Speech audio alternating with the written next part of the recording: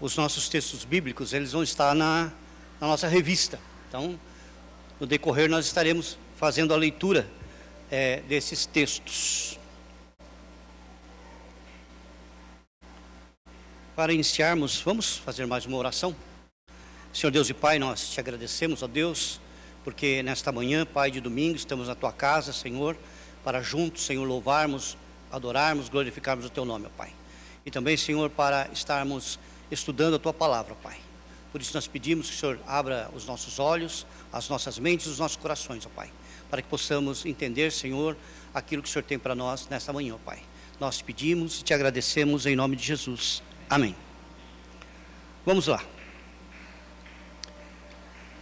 Logo na introdução, nós temos uma pergunta.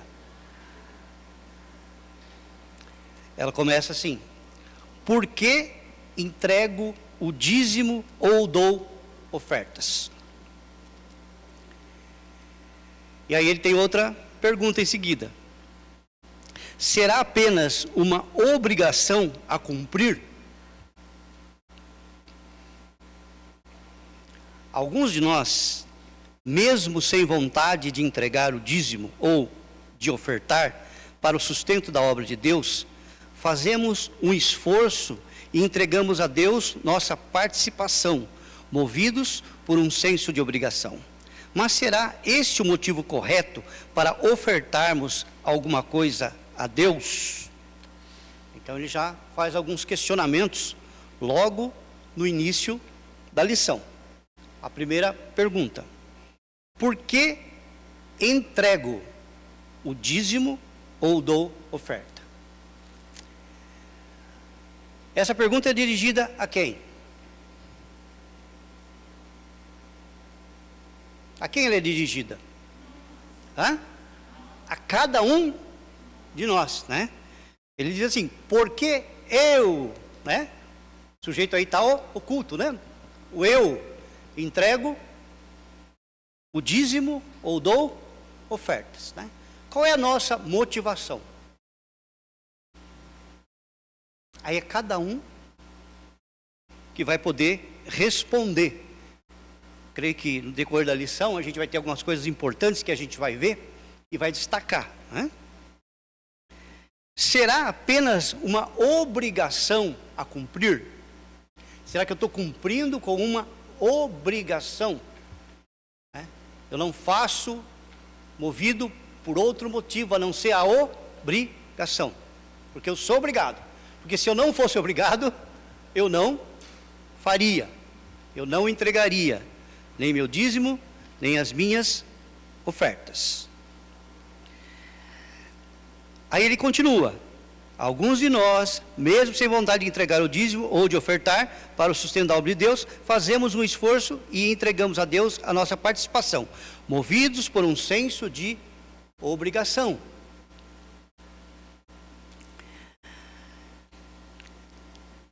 Agora, a lição de hoje ela vai falar sobre a liberalidade, a espontaneidade nessas entregas. Vamos estudar sobre a liberalidade cristã, que envolve a participação financeira e a participação em atividades da igreja, o tempo para ler a Bíblia e orar, enfim, tudo o que envolve a nossa comunhão com Deus e a convivência com a igreja de Jesus. Aqui ele já abre um leque um pouco maior. Ele não está falando apenas da participação financeira, mas ele está falando da participação efetiva na vida da igreja, né? Em todos os outros aspectos da igreja e todas as outras áreas da igreja, né? Ele fala na participação financeira. Ela é importante porque a igreja precisa se manter, né? A igreja tem os seus compromissos, suas contas, né? Para poder funcionar, ela necessita de recursos, né? Porque nada funciona sem recurso. A nossa casa não funciona sem recursos, né? Tudo nós precisamos de recursos. Mas também envolve aí a nossa participação nas atividades da igreja. Então a igreja tem diversas atividades. E nós precisamos estar inseridos nesse contexto de estarmos participando dessas atividades, né? Às vezes são atividades que a gente não pode participar. Questões familiares, questões de trabalho, né, profissionais.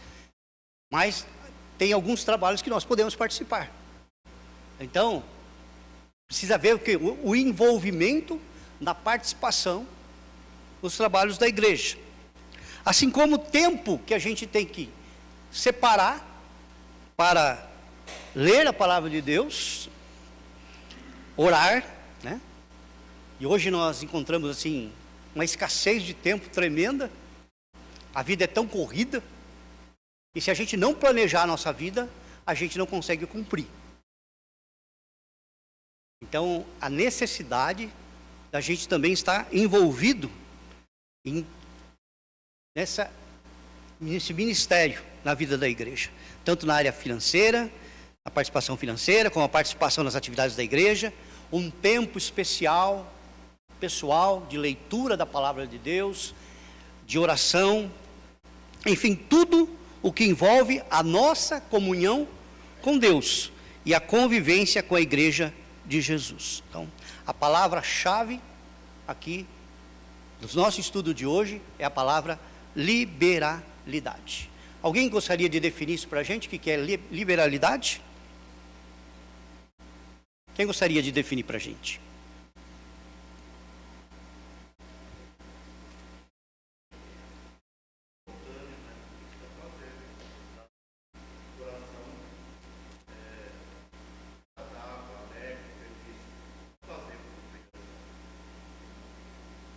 Mais alguém?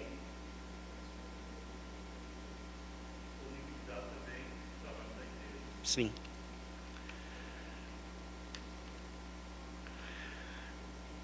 Aí ele tem duas perguntinhas aqui. O que eu penso a respeito? Nós falamos que a liberalidade, ela envolve participação financeira, participação nas atividades da igreja, o tempo de leitura da palavra de Deus e tempo de oração. O que eu penso a respeito? O que nós pensamos a respeito? Alguém gostaria de estar participando? O que eu penso a respeito disso? Qual que é a minha visão disso? Os irmãos concordam com o autor da revista? Concordam ou não concordam? Concordam? Isso faz parte da liberalidade, de a gente estar disponível, da nossa disponibilidade em estarmos atuando na igreja de Jesus, no compartilhamento da convivência na igreja de Jesus. Aí nós vemos aqui o primeiro tópico. Pois não, Elidio.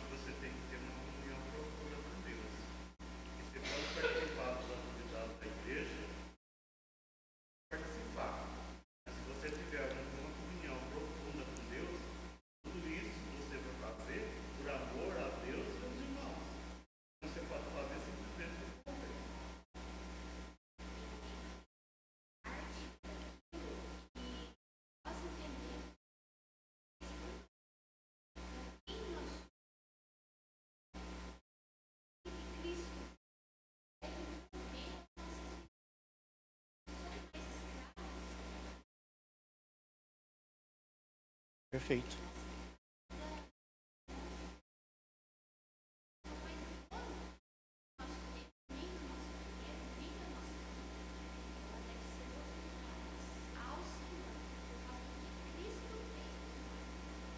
Sim.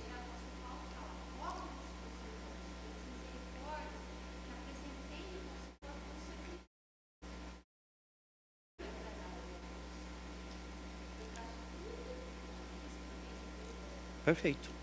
Se a gente olhar para o nosso tempo de hoje, para a nossa época, nós vamos descobrir que nós fomos engolidos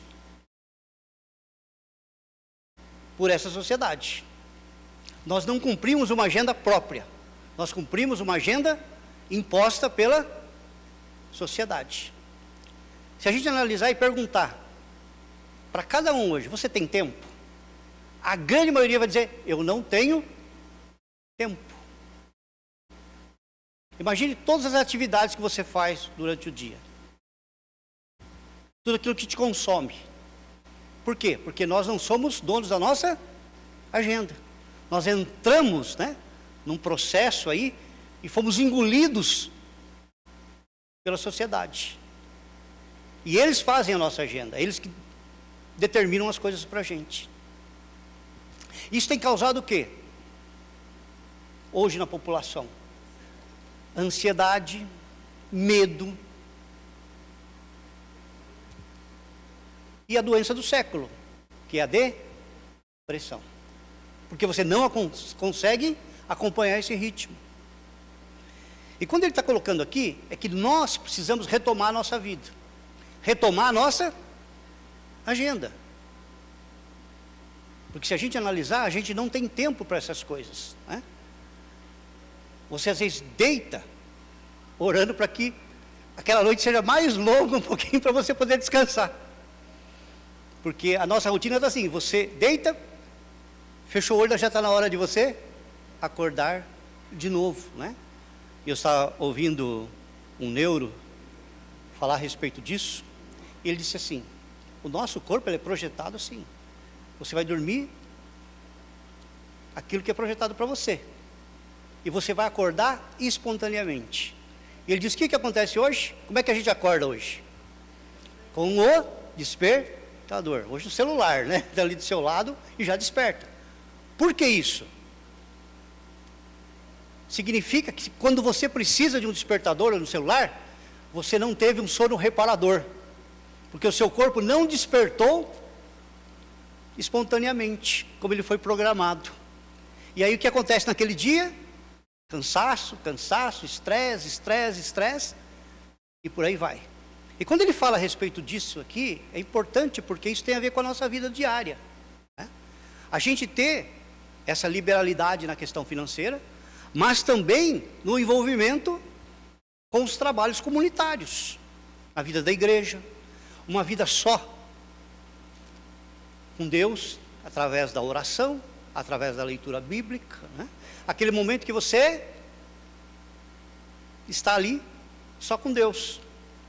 E parece que as pessoas não entendem isso, né? E o grande desafio, por exemplo, é a sexta-feira da torre de oração. Você tem que se esconder em casa às vezes para você poder orar. Por quê? Mas agora eu estou em oração, né? Agora não posso ser interrompido por nada, estou no momento de oração. Mas muitas vezes as pessoas não entendem essa questão. Então a importância, né? E a gente tem aprendido isso, eu acho que a torre foi muito importante por isso, porque ela tem nos disciplinado, né? Até aquele momento de oração, né? E assim a gente tivesse esse momento todos os dias, né? A grande maioria ora em torno de meia hora, 30 minutos, né? Se a gente conseguisse colocar isso também todos os dias da nossa vida, né? Seja de manhã, ou seja na hora de se deitar, mas ter aquele momento da leitura, aquele momento da oração, e a gente vai ver como isso vai fazer bem para as nossas vidas, né?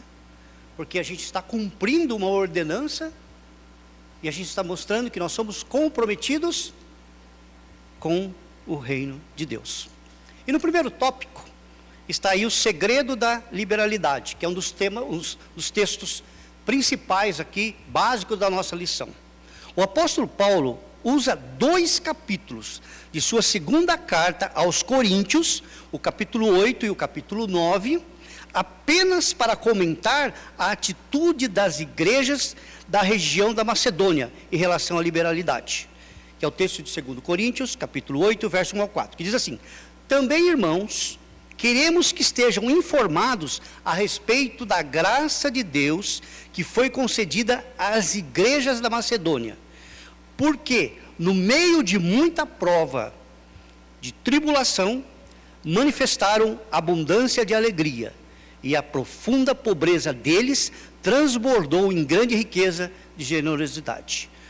Porque posso testemunhar que, na medida de suas posses e mesmo acima delas, eles contribuíram de forma voluntária, pedindo-nos com insistência a graça de participarem dessa assistência aos santos, né?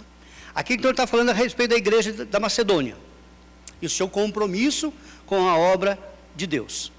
E aqui, nesse versículo, o autor da lição, ele deixou aqui em negrito, né? 3 frases interessantes aqui, né? 3 partes aqui interessantes. Ele diz primeiro, ele destacou o quê? A graça de Deus. O segundo, em meio de muita prova de tribulação. Em terceiro, contribuíram de forma voluntária. Se a gente analisar isso profundamente, a gente vai entender, né, qual a importância disso para as nossas vidas. Como aplicamos isso na nossa vida, no nosso dia a dia, como que nós vamos entender isso de forma clara, de forma objetiva, para que a gente siga o exemplo que aqueles irmãos nos deram. Então, o primeiro segredo aí é a graça da liberalidade. Que graça será essa que Paulo deseja informar a todos? Dessa vez, não é a graça da salvação, visto que aqueles irmãos já eram salvos, eles já eram crentes, eles já eram cristãos. Observando como o texto continua, percebemos que é a graça da liberalidade. Né? Então, essa graça, essa liberalidade, nada mais é do que a obra de Deus, a graça de Deus que envolveu a vida daqueles irmãos ali, que os levou a ter essa atitude de liberalidade diante dos desafios, do sustento, da implantação, da expansão do reino de Deus. E a gente tem que entender que, embora aí séculos nos separam disso, né? Mas os desafios são os mesmos, né? Também havia desafios econômicos naquela época. Talvez... Exatamente, né? Então, o que tocou no coração daqueles irmãos era a graça de Deus. Eles eram inundados pela graça de Deus que havia tocado naquelas vidas. E aí a gente vai perceber uma coisa interessante aqui. Que a graça de Deus, ela não vai somente sobre os ricos, as igrejas ricas, as igrejas poderosas. Ele está dizendo aqui de uma igreja de irmãos pobres, de irmãos com grande problema econômico, mas também foram atingidos pela graça de Deus, né? Os irmãos da Macedônia demonstraram intensa disposição espiritual de ajudar a sustentar a obra de Deus. Eu queria que a gente pudesse aqui perceber que ele diz aqui, intensa disposição espiritual. Então, onde nasce isso? Ela é espiritual. É o Espírito Santo tocando os corações para que possam participar da obra de Deus. Mais para frente a gente vai ver algumas características importantes também, e a gente vai perceber isso de um modo mais abrangente, né? Quando falamos em graça da liberalidade, estamos admitindo que o ato de dar é muito mais do que uma simples entrega de bens. É um ato de fé. Vamos analisar. Aquela pessoa que ela tem muitas posses, ela sabe que se ela doar, aquilo não vai fazer diferença para ela. Mas ele está dizendo aqui com pessoas que lutam no seu dia a dia, que nem sabe como vai ser o seu sustento no próximo mês. Mas ele dá porque ele tem fé, ele acredita, ele crê firmemente que Deus vai suprir todas as suas necessidades, né? Então é um ato de fé. E aqui também ele cai por terra algo que nós temos visto hoje, né? Por que será que essa questão de dízimos e ofertas está tão deturpada nos nossos dias de hoje? Exatamente por isso. Porque a partir, né, da teologia da prosperidade, se pregou que você podia fazer negócio com Deus. Eu dou tanto e Deus vai me devolver 10 vezes mais. Então aquelas pessoas que gastavam o seu dinheiro lá na lotérica, tentando ficar rico, começaram a vir para a igreja, porque eu vou investir no reino de Deus e Deus vai me deixar rico. Isso permeou a televisão. E hoje a gente viu o caos que se implantou. Essa semana aí teve um problema seríssimo, né? Semana passada, deve ser, numa igreja uma denominação muito forte, né, muito conhecida no Brasil, lá em Santo André, onde o pastor presidente da igreja faleceu, mas deixou, né, lá no testamento dele, no estatuto da igreja, que ele seria sucedido pelo genro na condução da igreja. Mas não é uma igreja grande, viu? Eu cheguei a ver o culto dessa igreja, não é uma igreja muito grande. E o salário pastoral é 30 salários mínimos. E a coisa está onde? Aí o povo não aceitou, né? O pastor que foi pregar no domingo passado, eu não sei esse pastor, e a igreja não aceitou que começasse o culto se outro pastor não assumisse. Por quê? Pelos estatutos da igreja, diz que com falecimento devia ter uma eleição para eleger o novo, e aquilo foi colocado o quê? Familiar dentro. E onde estava a preocupação? Nos rendimentos monetários. E o que isso tem causado no meio evangélico? Bastante escândalos. A gente tem visto isso todos os dias na mídia, não dá para se esconder essas questões. Exatamente, né? Por quê? Sim, né? Mas aí a gente tem que ver assim, a gente não pode generalizar, porque a grande maioria não dá esse exemplo, né? O que se destaca são algumas pessoas, e isso acaba influenciando a mídia, né? E o que a mídia faz? Ela adora, por quê? Porque a igreja, ela tem algumas posições dela. E muitas vezes essas posições dela, ela choca com a mentalidade da mídia. Então o que ela vai fazer? Ela vai combater a igreja. E quando surge um probleminha assim, o que ela vai fazer com aquele probleminha? Ela vai generalizar, ela vai dizer que todo mundo é assim. Que todo pastor quer dinheiro, que toda igreja quer dinheiro, quando na verdade não é. Tem isso no meio? Tem também. Jesus não disse, você vai ter o joio no meio do trigo. Isso vai existir. Jesus disse isso claramente. Mas não é a maioria. Sim. Sim. Exatamente, né? Então isso, a teologia da prosperidade trouxe de ruim para a igreja. Porque quando você fala hoje que você é evangélico, eles vão te identificar com dinheiro. Infelizmente hoje, né, antigamente você falava de evangélico, então se identificava com o quê? Com oração, com leitura bíblica, com honestidade. E hoje mudou. Hoje mudou, né? Por quê? Porque você é identificado justamente com aqueles que estão preocupados somente com o dinheiro, né? A igreja, certas igrejas, certas comunidades, certas denominações, né? Elas não se preocupam mais com o coração das pessoas, mas elas se preocupam com o bolso das pessoas, né?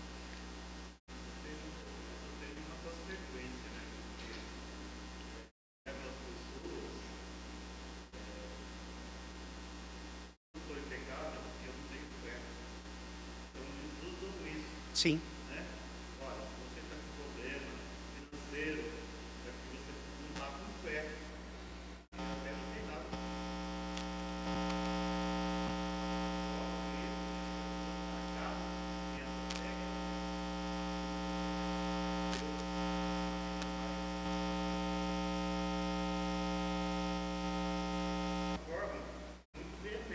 Sim.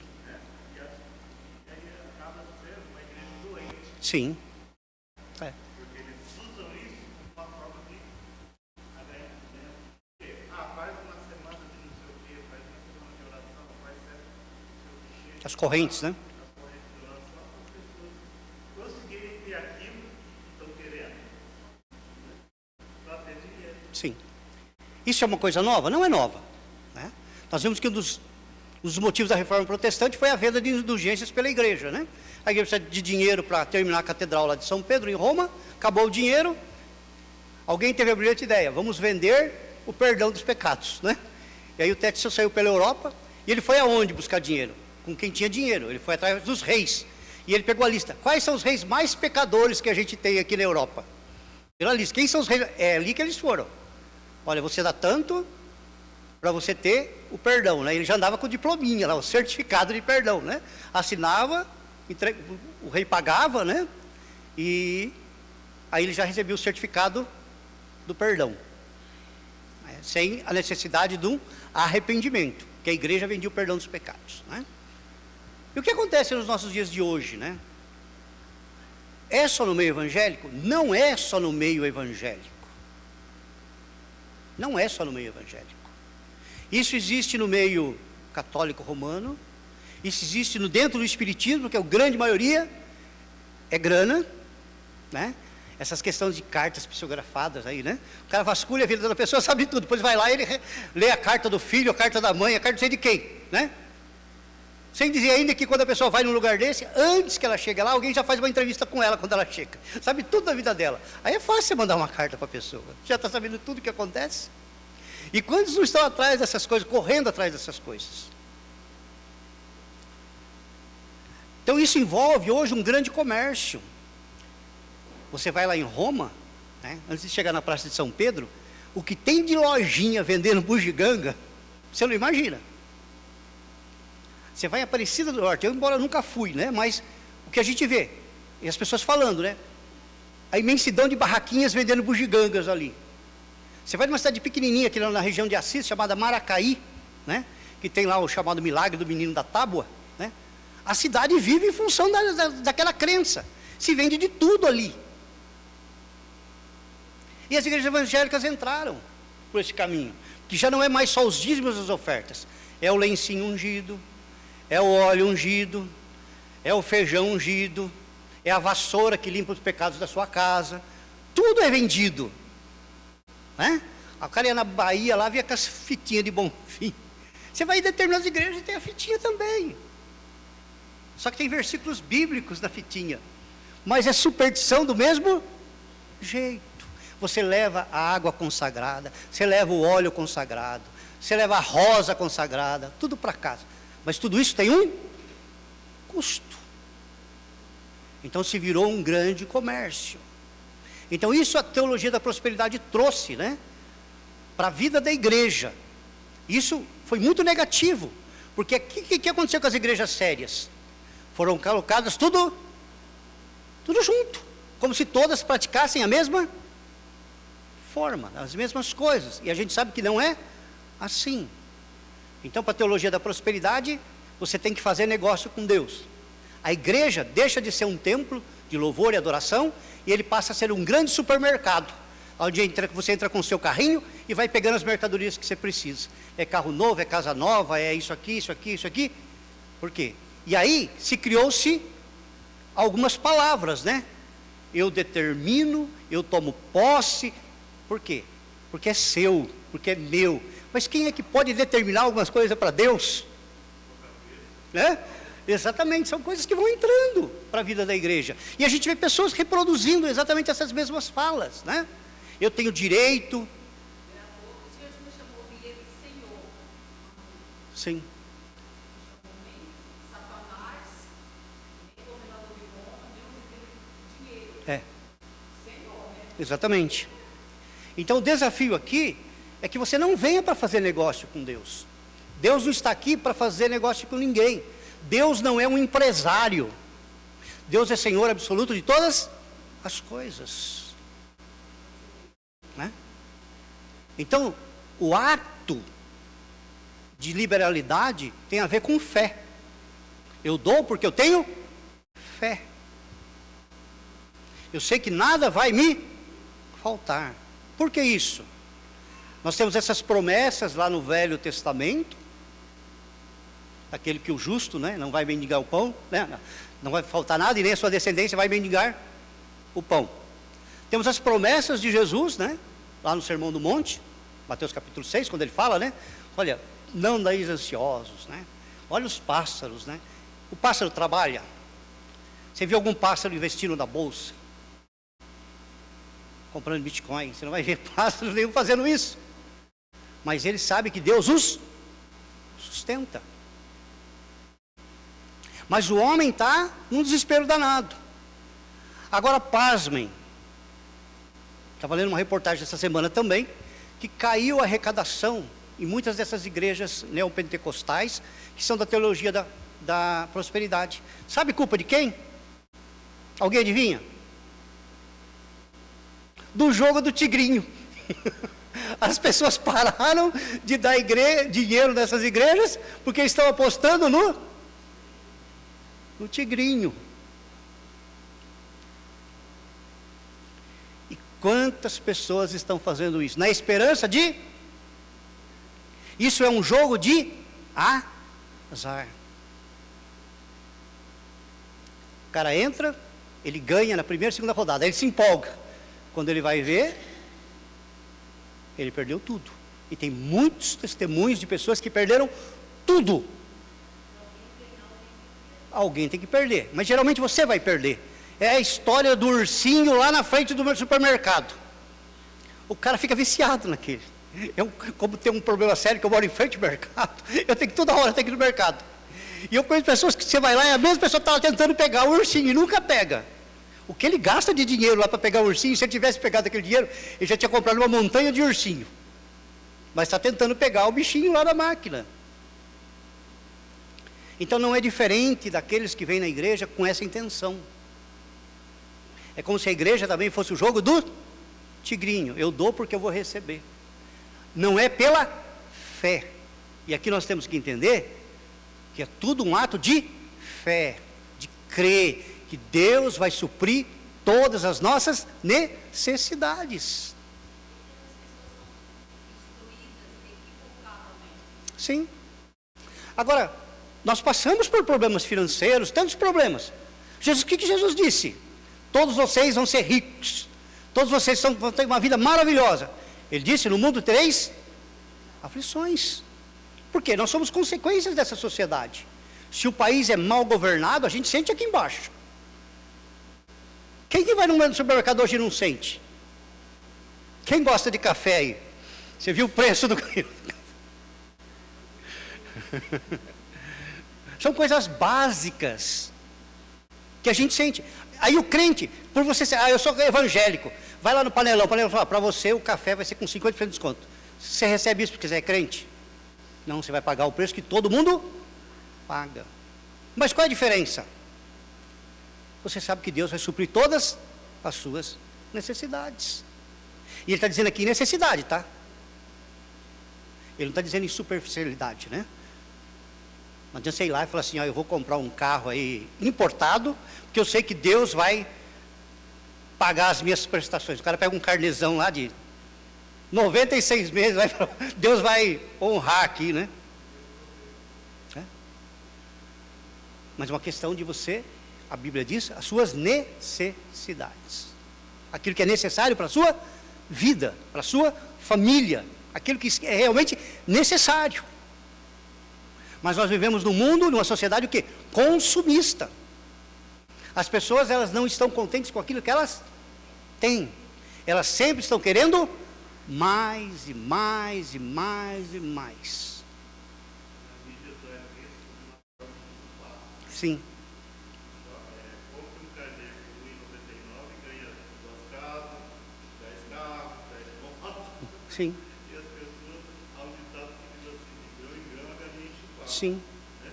Quantos não entram nisso, quantos não estão ganhando esse pessoal? Exatamente, né? Então, é aí uma questão de fé.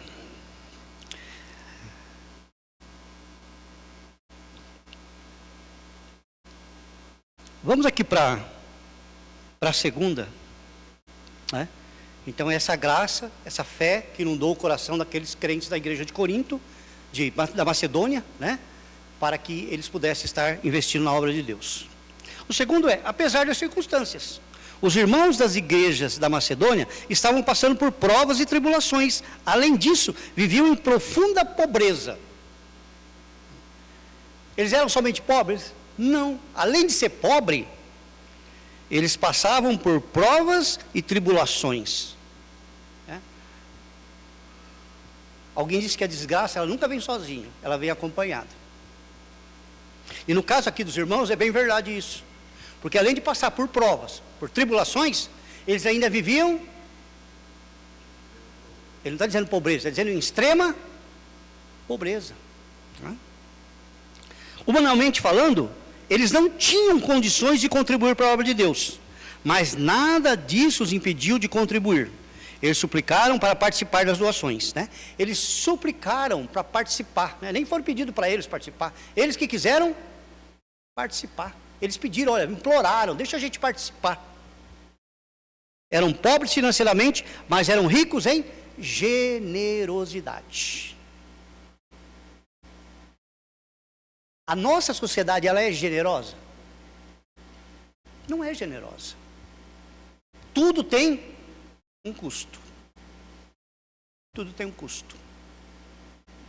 Você vê algumas organizações aí, né, que dizem ajudar as pessoas, mas ela não ajuda de modo anônimo. Ela ajuda, mas põe a foto lá no jornal. Ó, nós fizemos isso, nós fizemos aquilo, nós fizemos isso aqui, tudo.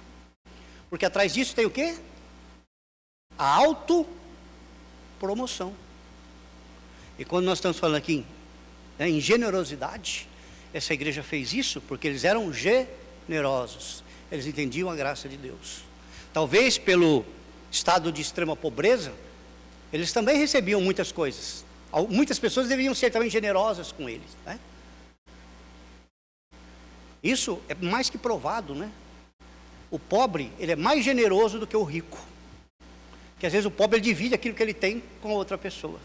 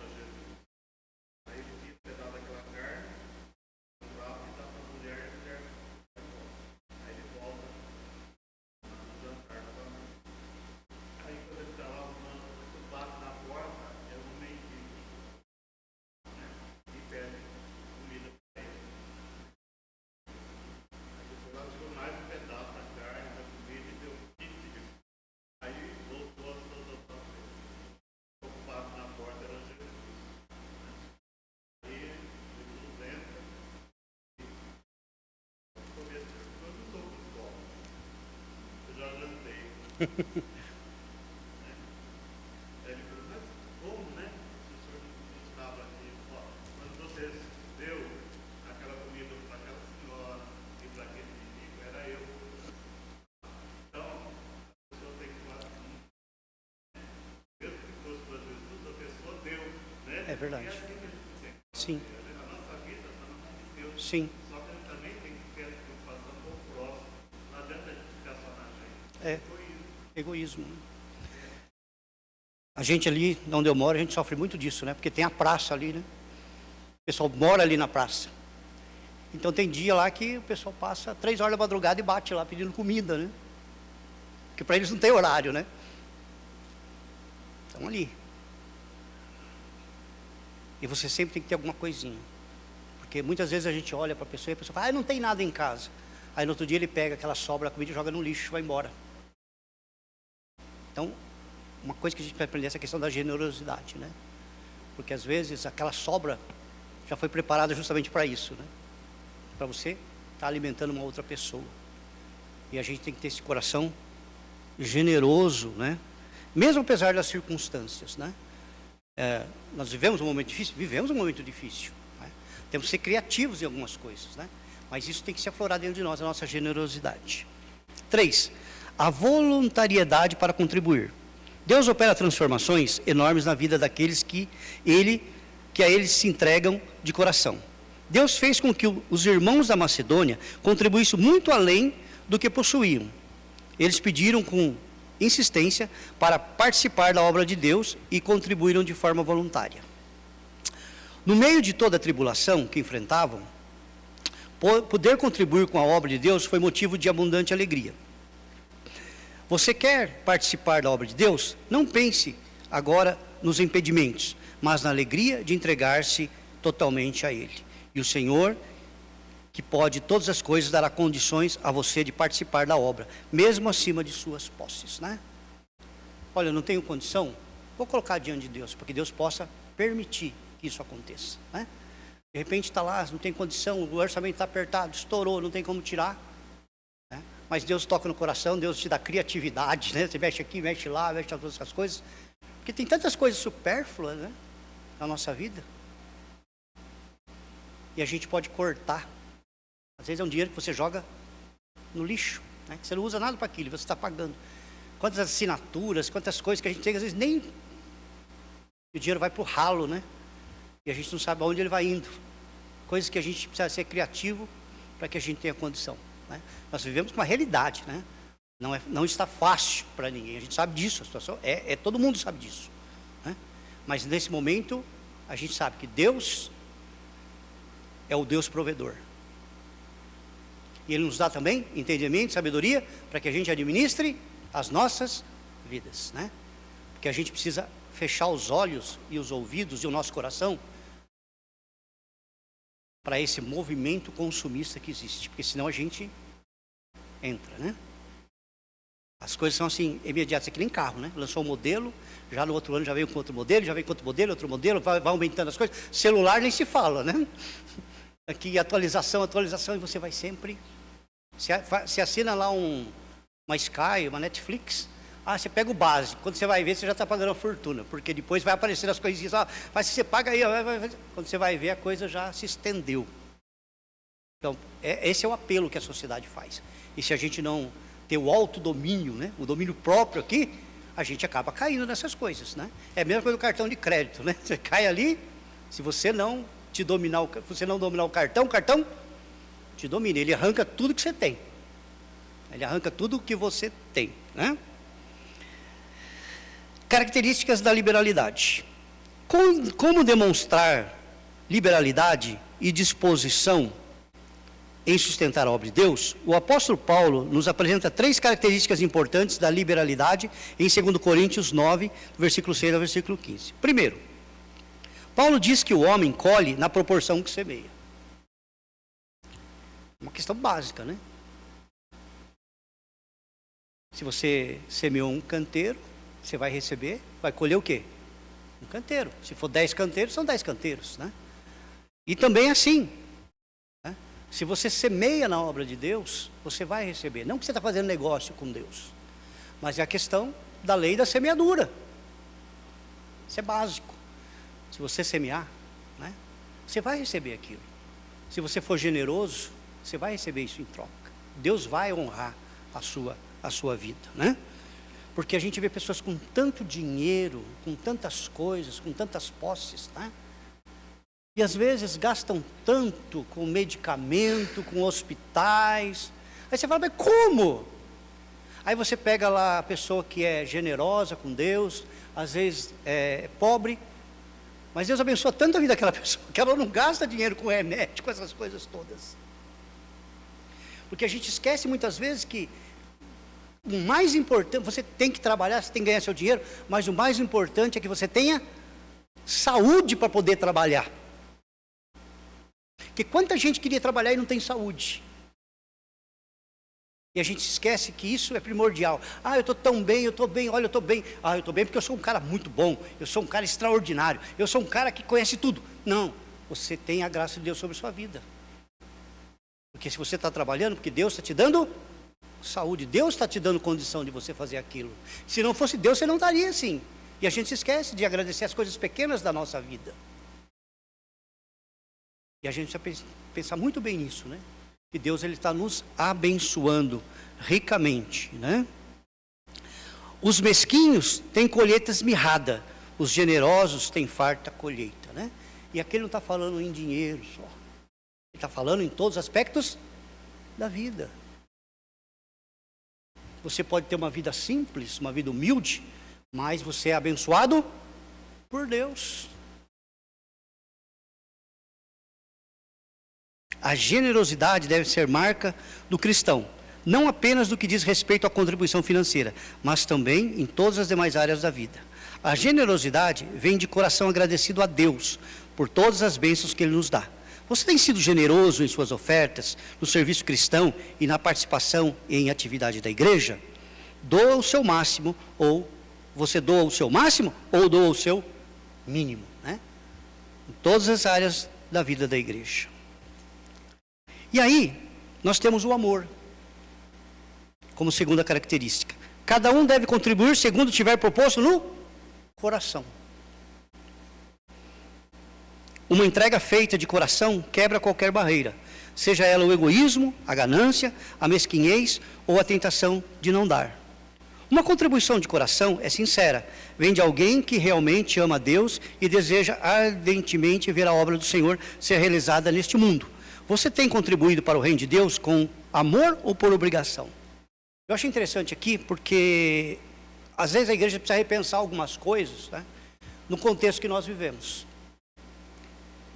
Muitas igrejas hoje, não são todas as pessoas na igreja que são assalariadas, que chegam no final do mês e recebem o seu salário. Hoje tem muito o quê? Profissionais autônomos. Você tem microempreendedores, você tem microempresários, que muitas vezes não têm salário. Então aí vai do quê? Vai da criatividade de cada um. E eu escutando, né, alguém falar sobre isso, né? O que ele fez na casa dele? Ele tem uma caixinha lá. Uma caixinha, pequenininha, fez uma caixinha lá. E ele coloca diariamente lá um produto do seu trabalho que ele, como oferta. Ele deu até isso como sugestão. Aí chegou no final de semana, você pega aquela caixinha, entrega. Ou se você quiser fazer mensal, você pode fazer também, né? Entrega no final do mês, tudo aquilo lá. Porque no final do mês você vai ter aquilo já separado no seu dia a dia. Ele faz algumas comparações tão interessantes, né? Ele fala que às vezes o que você vai colocar no dia, não dá para comprar um pastel. Mas que no final do mês, dá uma grande diferença. Então, e as pessoas ficam constrangidas, eu não consigo porque... Mas ele tem que ser criativo nessas questões, né? Então, quer fazer semanal? Faça semanal, né? Coloca lá um bilhetinho para ele falar, ó, então no final do mês soma tudo, deu isso aqui, então foi a minha entrada. Mas, por quê? Porque existe hoje profissões diversas, né? E você precisa ser o quê? Criativo nessas questões. Hã? Sim. É claro. Não, exatamente, por isso que ele fala da caixinha, né? Porque você sabe que a caixinha, aquela não pertence a você, né? Porque às vezes você fala, vou deixar na minha conta. Não vai acontecer nada se você deixar na sua conta, né? Porque se você deixar na sua conta, não vai acontecer nada, né? Ele fala o exemplo da caixinha justamente por isso, porque você separou, né? Aquilo lá. E a terceira, alegria. Paulo diz que é importante dar com alegria. Nenhum ato de culto deve ser prestado com constrangimento, tristeza ou pesar. A contribuição está incluída no ato de culto. Igualmente deve ser impulsionada por um sentimento nobre, a alegria. A alegria de dar é uma das maiores bênçãos da vida.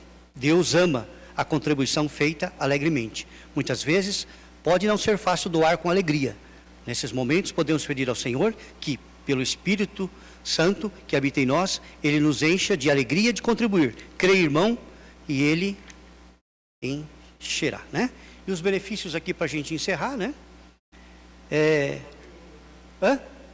Sim, exatamente, né? Então aqui nós temos aqui dois benefícios, né? Quem contribui com liberalidade é abençoado. Deus abençoa abundantemente aquele que contribui liberalmente para a sua obra. E eles não precisam se preocupar com as próprias necessidades, porque Deus garante que serão supridas. Os cristãos que dão liberalmente estão sob especial cuidado do Todo-Poderoso. E a segunda, quem contribui com liberalidade abençoa outros. No verso 12, diz que nossa liberalidade supre as necessidades dos santos.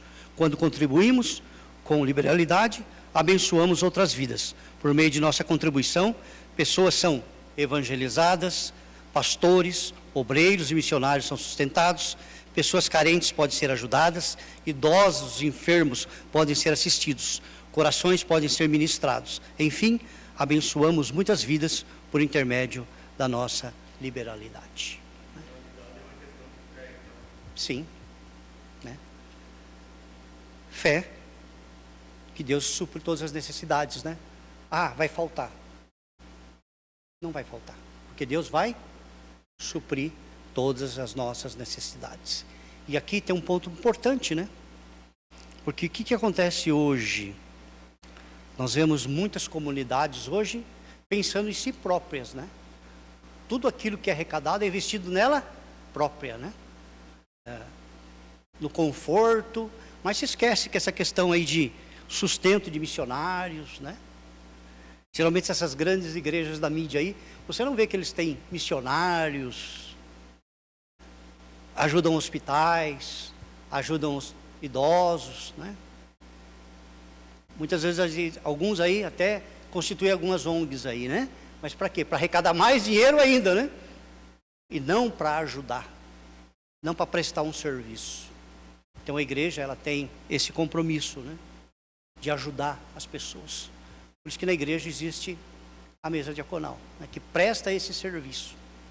Muitas vezes, né? Os recursos vêm da onde?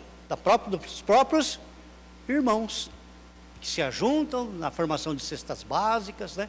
Para ajudar a vida das pessoas, né? Isso tudo tem a ver muito com a questão do amor. Para não esquecer, vimos que a liberalidade é uma expressão de amor. A graça da liberalidade vem de Deus, vem de Deus e nos possibilita, independente de qualquer circunstância, a contribuirmos liberalmente. A generosidade, o amor e a alegria devem ser características de nosso ato de contribuir.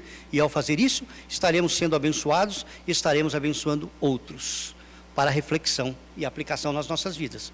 Você tem contribuído com liberalidade para a obra de Deus? Você tem doado com amor, generosidade e alegria? Você está disposto a doar liberalmente, independente das circunstâncias? Né? Então, para cada um de nós, refletirmos nessa manhã a respeito da liberalidade, né? Se o nosso coração, ele está disponível à obra de Deus. E se nós temos também manifestado fé nessa área das nossas vidas. Amém? Deus possa estar nos abençoando nessa manhã. Então nós vamos terminar esse momento de oração, de estudo, com uma oração. Eu pedi para a nossa irmã diaconisa Sônia, para que esteja orando, para a gente encerrar esse momento.